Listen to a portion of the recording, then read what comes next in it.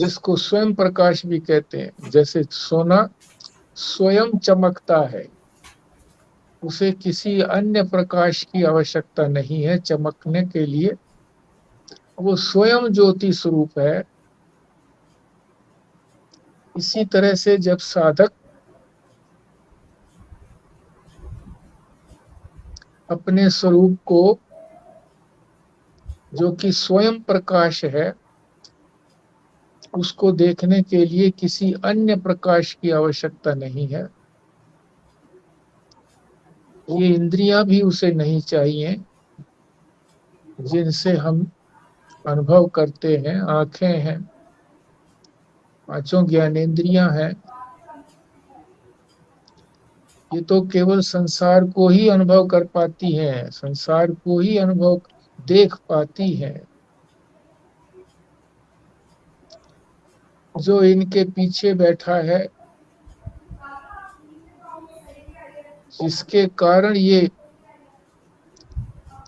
अपना कार्य करती हैं, उसको कैसे देख पाएंगी। तो जब साधक इस अपने ज्योति स्वरूप को, ज्योतिर्मय स्वरूप को देखता है,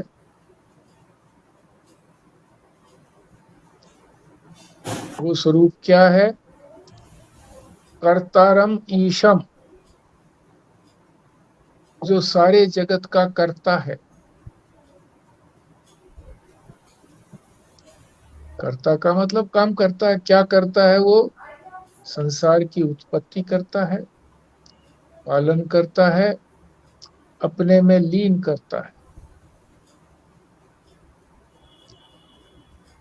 वही इस जगत का कारण है, उसी में से ये सारा जगत निकला। पुरुषम ब्रह्म योनिम,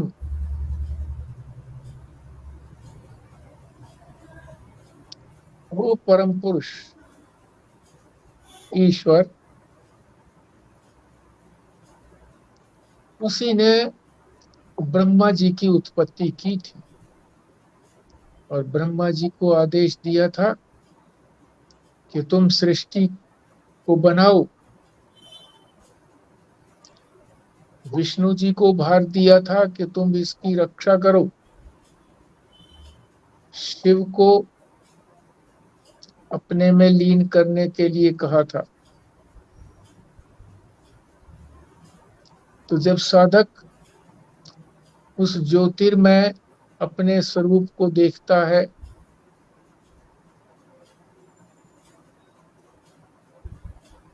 तो उसको क्या दिखाई पड़ता है? कि वही ईश्वर, जो परम पुरुष है, जिससे ब्रह्मा की उत्पत्ति होती है, मेरा स्वरूप भी वही है। तब क्या होता है? तदा विद्वान पुण्य पापे विधूय, तो जो विद्वान साधक उस स्वयं प्रकाश को देख लेता है, तो उसके सारे पुण्य और पाप दोनों विधूय है, त्याग देता है। पुण्य और पाप उसके पास नहीं ठहरते। आप कहेंगे कि पाप तो चलो चले जाएं, पुण्यों का तो रहे हमारे पास संग्रह। पुण्य भी एक प्रकार का बंधन है, पाप भी बंधन है। पाप जैसे लोहे की जंजीर है, पुण्य जो है वो सोने की जंजीर है। बंधन में दोनों हैं, बांधते दोनों ही हैं।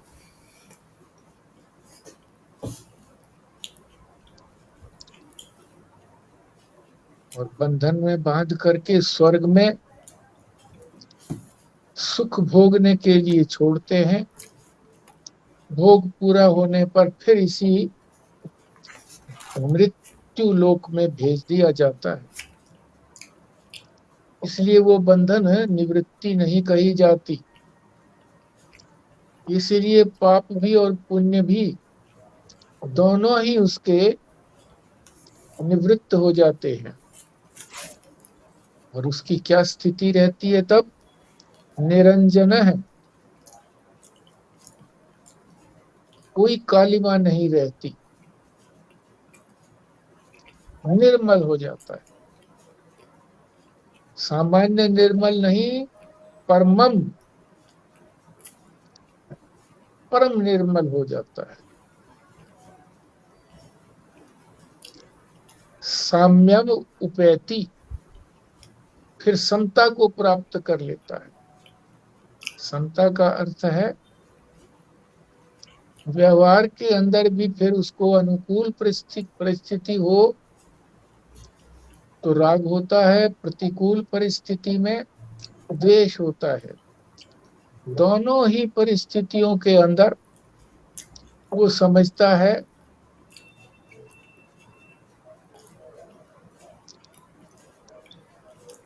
कि किसको राग हुआ है, किसको द्वेष हुआ है। अनुकूल में, प्रतिकूल में वो मेरे अंग नहीं है, वो मैं नहीं हूं, उनसे मैं अलग हूं, वो उपाधियां हैं मेरी। कौन सी उपाधि है? अंतःकरण रूप उपाधि के अंदर ही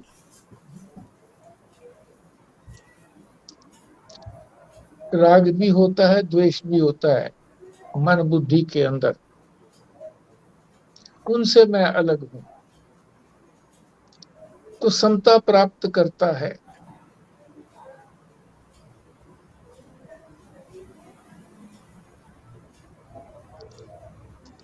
जब दृष्टा ज्योतिर्मय एवं ब्रह्मा के भी उत्पत्ति स्थान उस जगत कर्ता परम पुरुष को देखता है, तब विद्वान पाप पुण्य दोनों को त्याग कर निर्मल होकर परम साम्य को प्राप्त हो जाता है। यदा पश्य को समझाया है, यदा पश्य, जो इस मंत्र के पहले दो शब्द हैं। जब देखने वाला, देखता कौन है? हम समझते हैं कि जिसके नेत्र हैं वो देखता है, जिसके नेत्र नहीं है वो अंधा है, वो नहीं देख पाए। यहाँ ये बता रहे हैं कि नेत्र वाला भी अंधा ही है, क्योंकि वो इन नेत्रों से देखा नहीं जाता। इन नेत्रों से जो संसार का भी ज्ञान होता है वो पूरा ज्ञान नहीं होता। क्या कहते हैं, अंग्रेजी में भी कहावत है, mind sees, eyes do not see. मन देखता है, आंखें नहीं देखती। आंखें खुली रहती हैं, हम कुछ भी नहीं देखते। कई बार हम ऐसे ही आंखें खोले बैठे रहते हैं, कोई आता है, क्या देख रहे हो भगवान? तो कहता कुछ नहीं देख रहा, आंखें तो खुली हैं तुम्हारी। कहता मैं तो कुछ नहीं देख रहा, मेरा मन जो है वो इधर आंखों की तरफ नहीं है, देखने की तरफ, शायद कहीं और है, मुझे भी नहीं मालूम। तो यहाँ अंधा किसको कहा है? जो अपने लक्ष्य को नहीं देखता।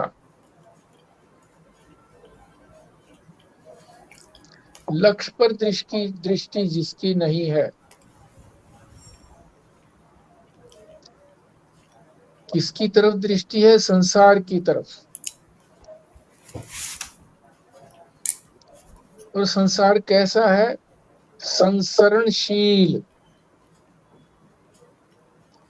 संसरण कहते हैं जो सरकता है, बदलता है, परिवर्तनशील है, उसको देख रहा है परिवर्तनशील को। परिवर्तनशील को क्या वो देख पाएगा? क्योंकि जो ही वो देखता है त्यों ही वो बदल जाता है, दूसरी स्थिति आ जाती है। हम गंगा के, जब गंगा को देखते हैं, गंगा जी के जल को, एक स्थान पर देख नहीं पाते, उससे पहले ही वो आगे बह जाता है और दूसरा गंगा जल वहां पर आ जाता है। सतत बहता रहता है।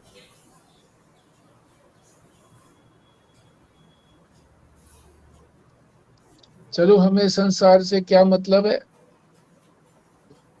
हमारा संसार तो केवल पति पत्नी, पुत्र पुत्री, भाई बहन या और संबंधी, यहाँ तक हमारा संसार है। जिनको हम नहीं जानते वो हमारा संसार नहीं है। अनेकों हैं, अनेकों। ये तो बहुत थोड़े हैं जिनको हम जानते हैं, अनेकों हैं जो हम अज्ञात हैं। उनके हानि लाभ से हम अपना हानि लाभ नहीं समझते। इसी संसार से जिसको हम जानते हैं, जो हमने बनाया है,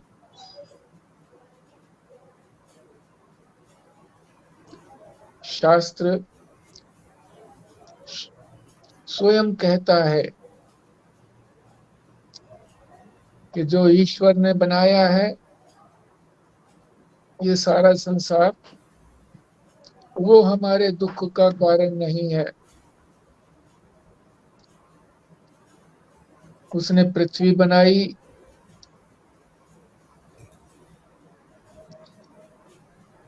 जल बनाया, ये पहाड़ पत्थर, आकाश बनाया, चांद तारे बनाए,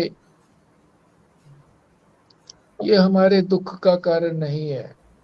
ईश सृष्टि दुख का कारण नहीं है। जीव सृष्टि जो हमने बनाई है वही दुख का कारण है।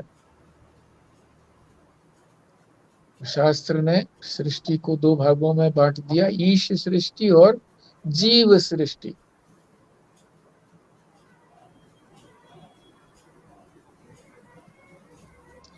जीव सृष्टि के सरकने पर भी, क्योंकि ये भी संसार में ही है, वो शोक और मोह में फंसता है।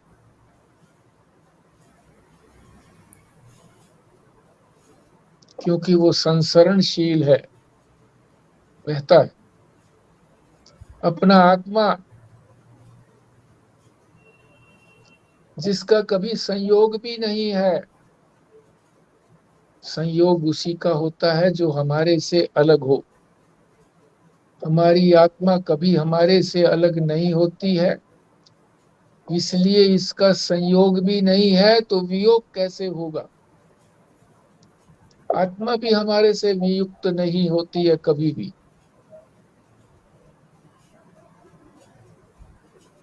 हम चाहे अपनी आत्मा को न जाने, पर हमारा आत्मा हमें कभी छोड़ता नहीं है।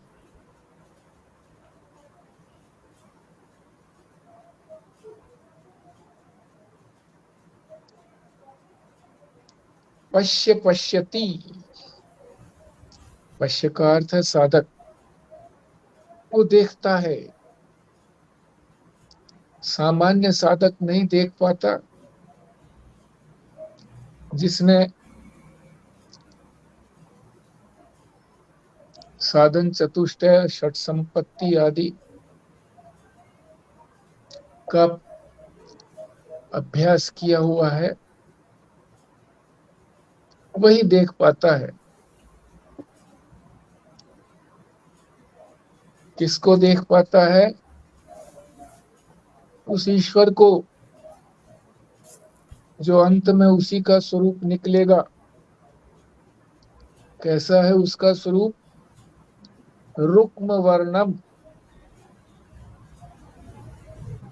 हिरण्यमय, हिरण्यमय, ज्योतिर्मय स्वरूप है, स्वयं ज्योति है, स्वयं प्रकाश है, स्वयं ही चमकता है सोना।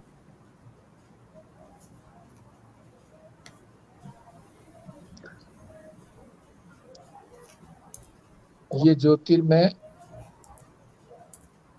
किसके लिए कहा गया है? हमारा जो विज्ञान में कोश है, विज्ञान में कोश में कर्तापन भोक्तापन होता है।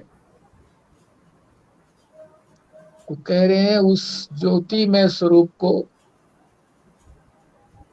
तभी देख पाएगा जब उस कर्तृत्व और भोक्तृत्व को ये निकाल दे वहां से। वीरजम ब्रह्म निष्कलम,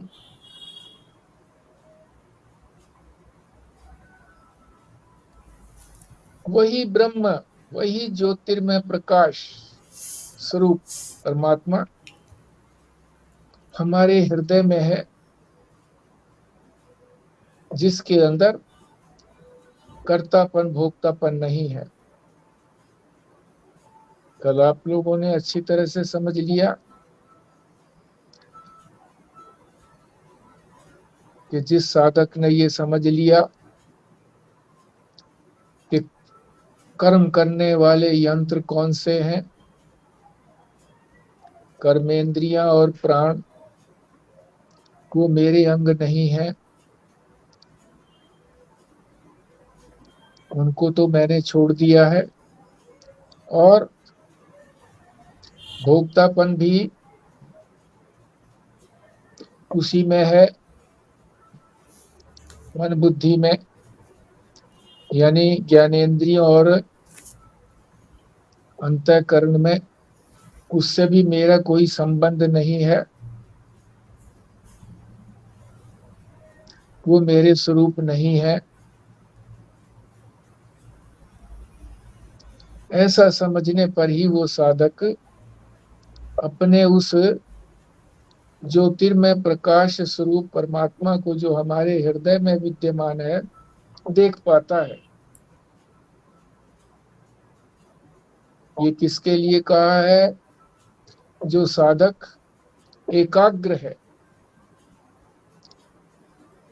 उसकी बुद्धि का यानी उसकी बौद्धिक दृष्टि, हृदय की दृष्टि केवल मात्र उस परमात्मा को ही देख रही है,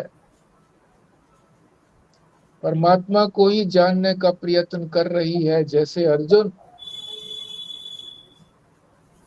केवल उस आंख को ही देख रहा था जहां उसने तीर मारना था।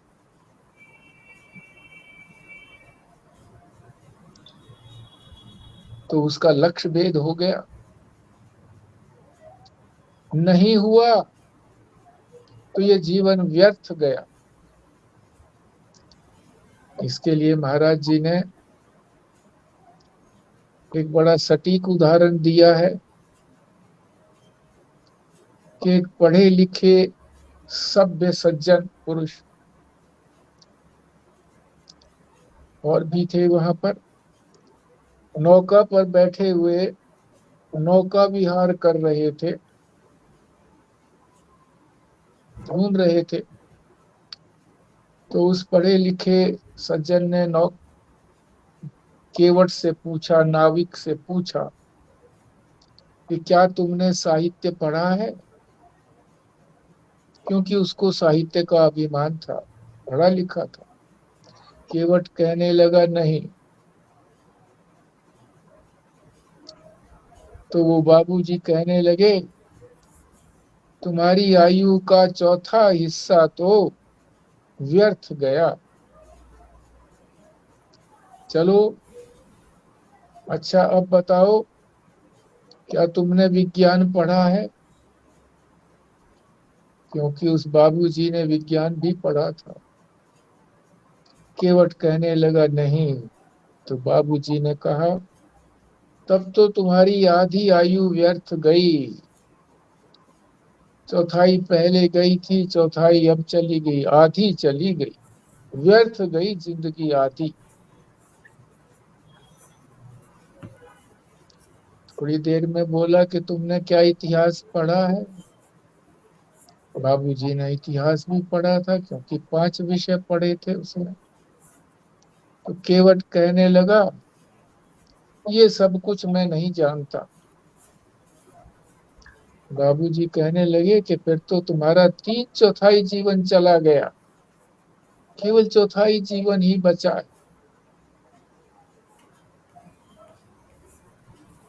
इतने में जोर की आंधी आई,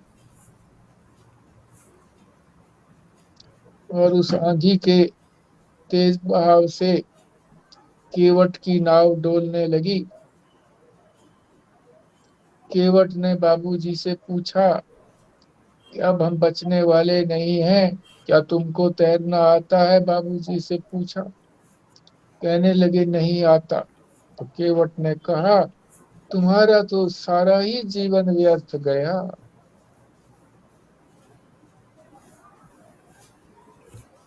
केवट तो नदी में कूद गया, तैर करके पार हो गया।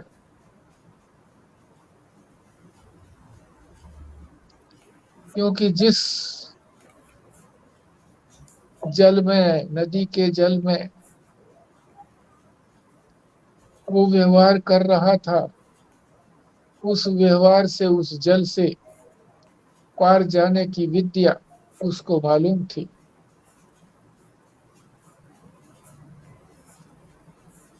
पर उस बाबूजी को नहीं। वो बाबूजी हम ही लोग हैं जो इस संसार सागर में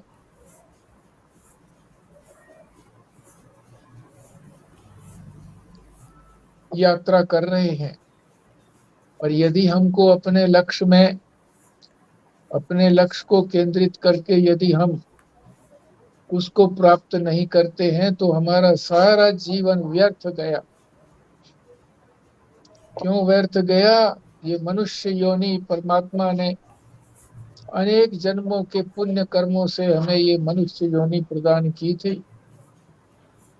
इसी में अपने स्वरूप को, ईश्वर के स्वरूप को जान करके हम इस संसार सागर से पार हो सकते थे। तो यदि हमने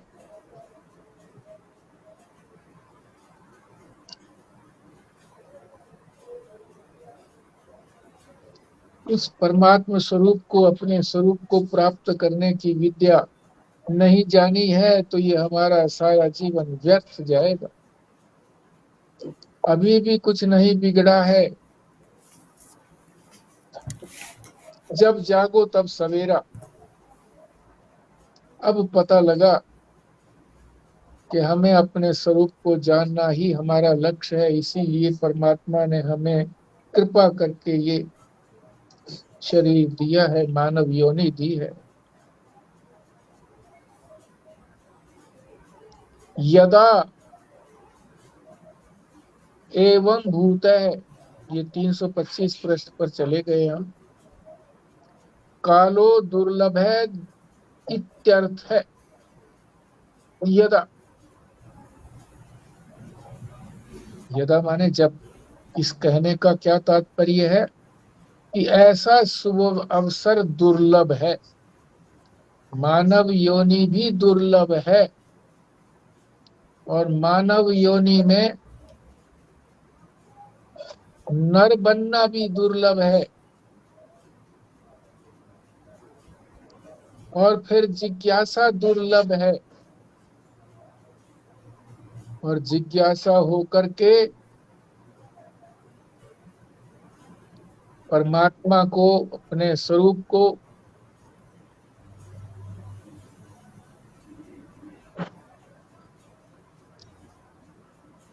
विवेक, वैराग्य, षट संपत्ति और मुमुक्षा, श्रवण मनन निध्यासन के पश्चात ब्रह्माकार वृत्ति और सदगुरु के महावाक्य का श्रवण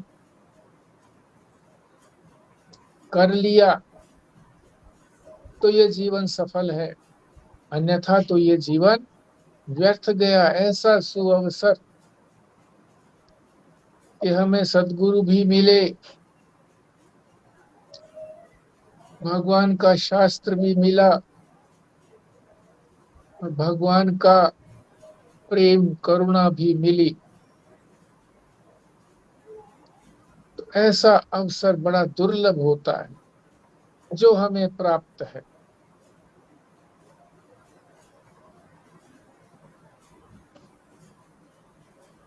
पश्य, अब कहते हैं ये पश्य जो है ये बार बार क्यों आ रहा है? साधक के लिए कह रहे हैं कि साधक, तुम्हारा काम क्या है? पश्यति, देखना मात्र है। जैसे उस पेड़ के ऊपर दो पक्षियों में से एक पक्षी केवल मात्र देखता था,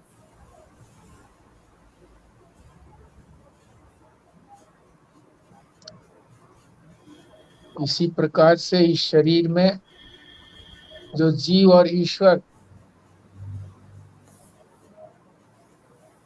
दो उड़ने वाले पक्षी बैठे हैं, यानी इस शरीर में हमेशा के लिए रहने के लिए नहीं आए हैं।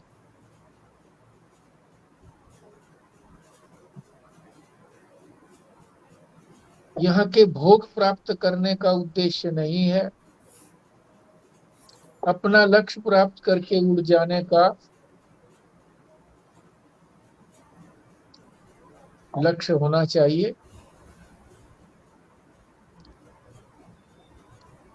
तो हमारा भी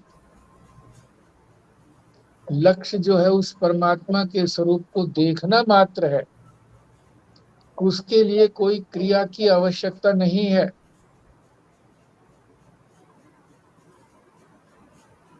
हम क्या करते हैं?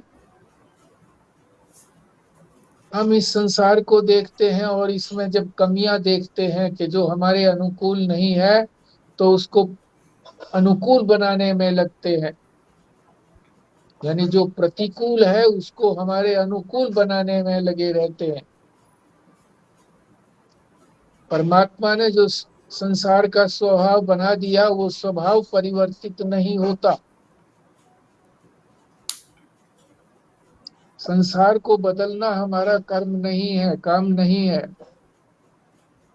संसार को चलाने के लिए जो नियम बनाए हैं परमात्मा ने अटूट हैं। ज्ञानी पुरुष उनको मानते हैं।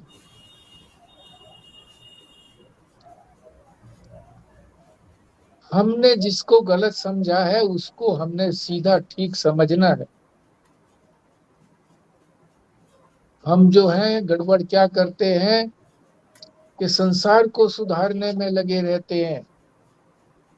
संसार तो उस कुत्ते की पूंछ के समान है जिसको 12 वर्ष तक एक लोहे के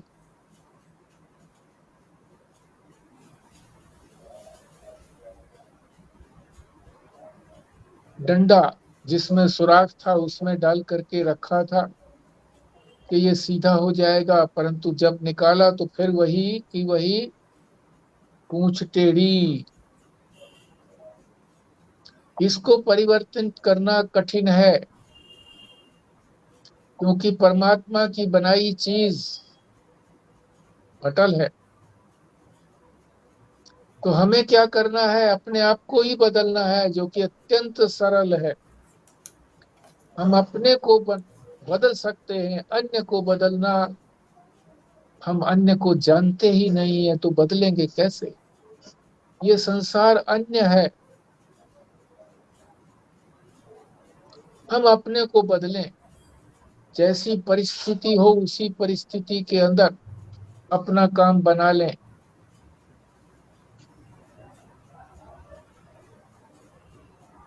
हमारा ये काम नहीं है कि हम संसार को बदलते रहें और इसमें फंसे रहें और ये बदले नहीं।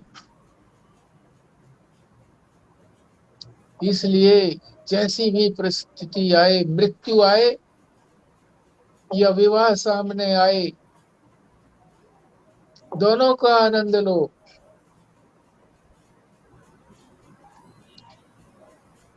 ये तो एक ऐसे नाटक की तरह से है जिसमें नाटककार पर्दा डालता है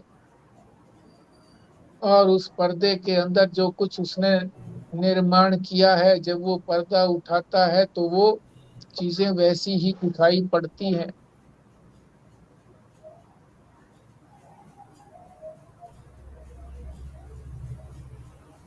हमारी दृष्टि जो है उस पर्दे पर रहनी चाहिए, जिस पर्दे पर सिनेमा के अंदर जो सिनेमा दिखाया जाता है, सिनेमा में क्या दिखाया जाता है इसका निर्णय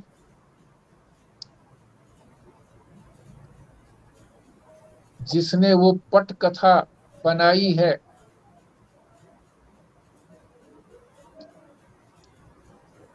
उसी के अनुसार वही वही चलेगा। हम देखने वाले हैं, हम देखते रहें।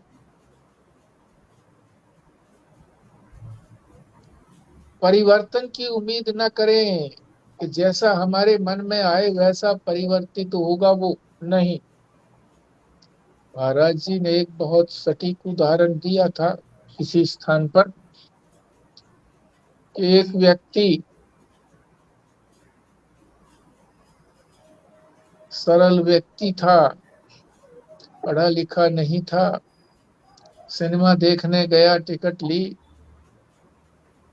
देखी। उसने देखा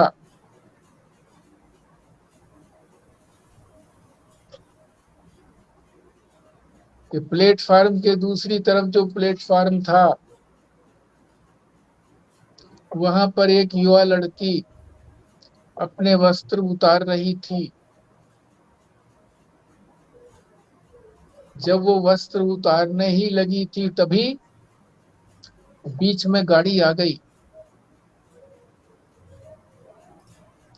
और वो इस दृश्य को नहीं देख सका। फिर जाकर के खिड़की पर खड़ा हो गया, टिकट ली। फिर वही दृश्य सामने आया। सोचा मन में, अब की बार नहीं दिखा, अब की बार तो उस नग्न शरीर को देख ही लूंगा। फिर खिड़की पर गया, टिकट काटने वाला पहचान गया कि बार बार तुम आते हो, बहुत अच्छी लगी पिक्चर। बोला पिक्चर तो कुछ अच्छी नहीं लगी, पर एक दृश्य है उसको मैं देखना चाहता हूँ और मुझे उम्मीद है कि अब की बार वो दिख जाएगी। परंतु अब की बार भी गया तो नहीं दिख पाई, क्योंकि वो सीन ही इस तरह से बनाया गया था। तो इस संसार को नहीं बदल सकते, हम अपने को बदल सकते हैं। देखते रहें जो कुछ आता है इस संसार के अंदर, अनुकूल प्रतिकूल, मृत्यु विवाह, जन्म मरण, सब देखते रहें। जो नाटक उसने बनाया है वो नाटक वो चलेगा ही, हम उसमें परिवर्तन नहीं कर सकते।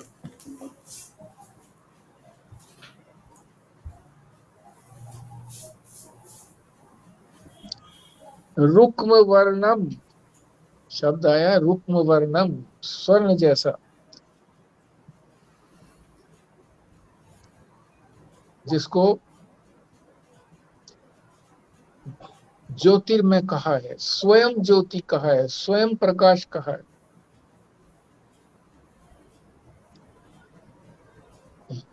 ये स्वयं प्रकाश किसका स्वरूप है? हमारी आत्मा का स्वरूप है।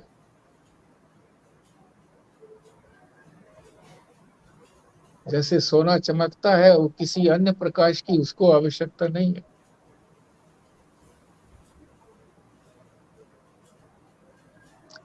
तो उसी परमात्मा की, उसी ईश्वर की जो तुलना की गई है यहाँ, उस स्वर्ण के समान हिरण्यमय वर्ण, हिरण्यमय केश, हिरण्यमय स्वरूप है करके दी जाती है। तात्पर्य ये है कि वो हर तरफ से ज्योतिर्मय है, स्वयं प्रकाश है, और वही सारे जगत का कर्तारम ईशम, सारे जगत का कर्ता है, बनाने वाला है, जगत को बनाता है, पालन करता है और अपने में लीन करता है। तो यहाँ इस पैराग्राफ में जो 326 पृष्ठ पर दिया है बीच में, वही संपूर्ण जगत का कर्ता भी है, ईश भी है। ईशन कहते हैं जो उसको संचालित करता है, नियंता है, नियंत्रण करता है, वही परम पुरुष है, वही चेतन है, चेतन। और उसी को योनिम कहा है, योनिम अर्थात उसी से क्या निकला है, अव्याकृत माया।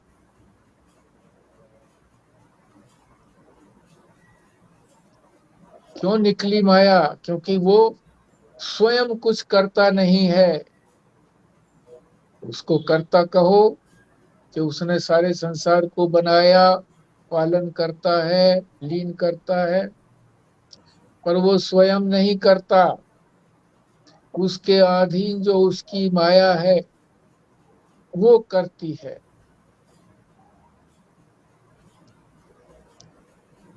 जो उसी से निकली है माया, माया भी उसी के अधीन है।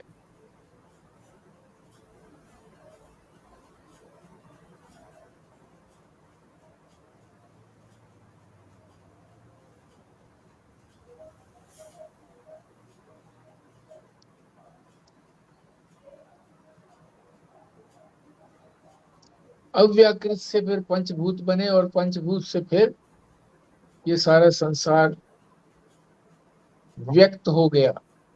अव्याकृत से व्यक्त हो गया, ए हटा दिया तो व्यक्त हो गया। अव्यक्त से व्यक्त हो गया, अप्रगट से प्रगट हो गया।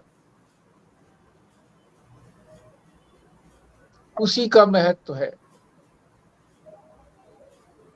कोई भी काम होता है तो जब तक कर्ता नहीं होता तब तक वो काम ही नहीं होता।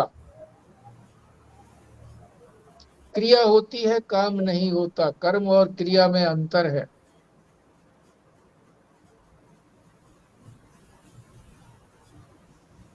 यहाँ उदाहरण दिया है, संसार में कर्ता के बिना जो काम होता है उसका कोई महत्व नहीं है। जैसे शव किसी के ऊपर गिरा, ऊपर से गिर गया शव, व्यक्ति पर गिरा, किसी पर, हाथ टूट गया व्यक्ति का, तो क्या मुर्दे को पाप लगेगा? नहीं लगेगा। पाप तब लगेगा जब क्रिया करने वाले में कर्तापन हो, अहंकार हो।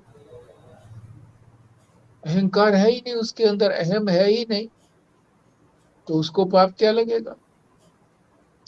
अहंकार वाले को ही पाप या पुण्य लगता है। उसी के अंदर ही धर्म और अधर्म की प्राप्ति होती है। तो जब ये कर्तापन हट जाता है, हमारा अहंकार हट जाता है, तो कर्तापन भी नहीं रहता। पाप पुण्यों से भी परे हो जाता है वो। इसी तरह से भोक्तापन भी नहीं रहता। कर्तापन नहीं रहा तो जो भी क्रिया हुई, उसका जो भी फल हुआ, उसको भोगने वाला कोई नहीं है। तो सर्वकर्ता तो परमात्मा है, वो जाने उसका फल। भोगा भी नहीं, साधक ने भोगा भी नहीं, क्योंकि कर्तापन की निवृत्ति उसने कर दी। अहंकार की निवृत्ति करके, उसको अपने से अलग जान करके कि अहंकार और ये अंतःकरण और ये इंद्रियां और ये शरीर मैं नहीं हूं,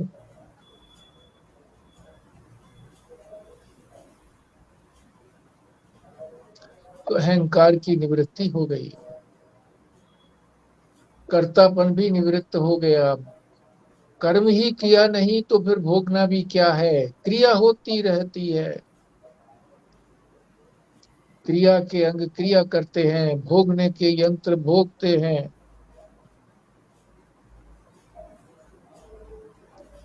वो उस आनंदमय कोश से भी परे है। आनंदमय कोश तक भोक्तापन है।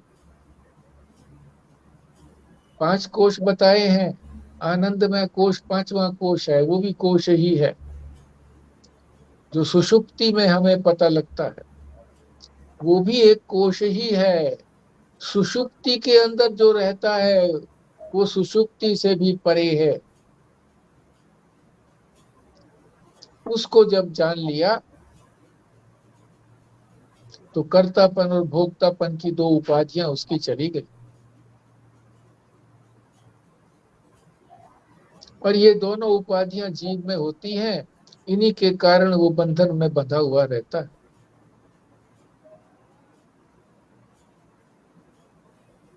अब उसमें कोई बंधन नहीं। तो यहीं तक हम विश्राम लेते हैं। आपको समय 5 मिनट का मिल जाए। 326 पृष्ठ पर नीचे की 2 पंक्तियों को छोड़ देते हैं, इसको कल समझेंगे। यहाँ पर 23/7/25।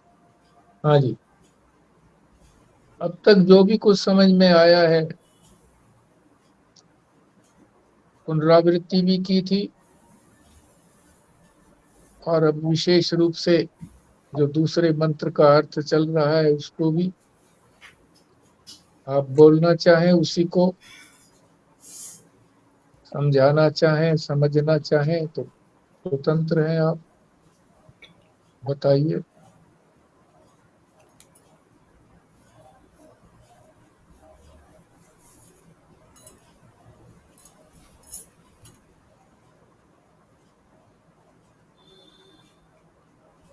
यहाँ पे ये अच्छा लगा कि जब इन्होंने यदा पश्चिमी बताया कि देखने वाला वो नहीं है जिसके पास नेत्र हैं, पर वो अगर वो नहीं देख रहा जो उसको देखना चाहिए तो वो अंधा ही है। तो जैसे आपने बताया कि जो अपने लक्ष्य को नहीं देखता वो अंधा है, इसी को उन्होंने अंधा कहा। तो बाकी चाहे वो संसार के जितने भी विषय देखे, पर अपने परम लक्ष्य को नहीं देख रहा तो वो अंधा है।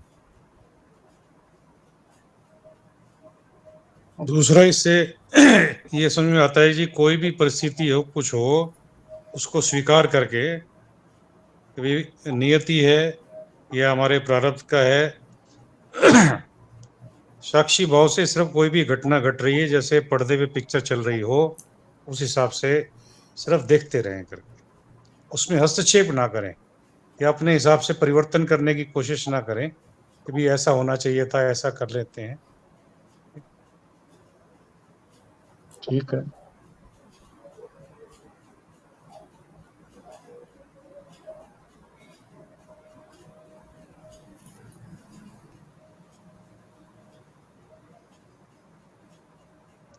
यदि हम इस ज्ञान को जो मुंडक ऋषि बता रहे हैं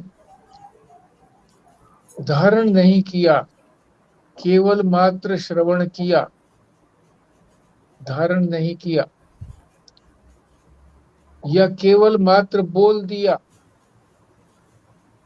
समझा दिया, स्वयं धारण नहीं किया, तो सुनने वाले का भी और बोलने वाले का भी जीवन व्यर्थ ही गया, वो समय व्यर्थ ही गया। जीवन तो अभी पड़ा है, पर वो समय, जितना समय इसको समझने में लगाया गया और समझ करके समझ में नहीं आया तो भी व्यर्थ है, और समझ में आने के बाद धारण नहीं हुआ तो भी व्यर्थ है।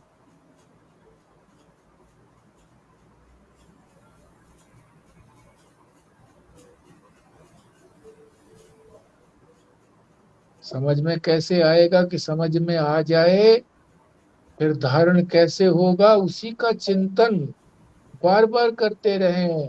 अन्य समय में 1 घंटे का जो श्रवण हुआ है, ये श्रवण 23 घंटे और चलता रहे, या अति आवश्यक कार्यों को और नींद को छोड़ करके जो समय बचता है उसमें सतत चिंतन चलता रहे, तभी धारण होगा।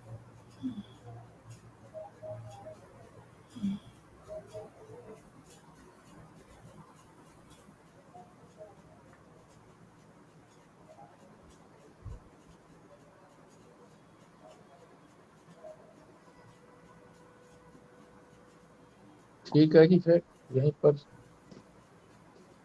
विश्राम लेते हैं। रेणु भल्ला जी पूर्णाहुति करेंगी।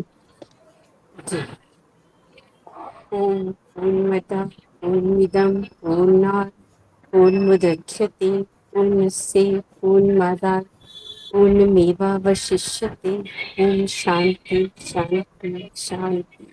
ओम नारायण नारायण। नारायण।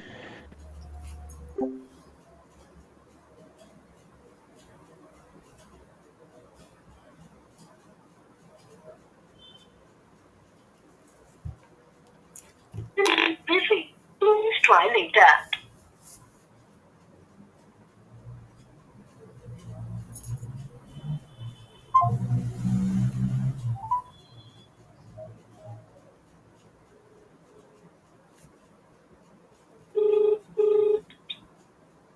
हाँ जी, नमस्ते पापा। नमस्ते।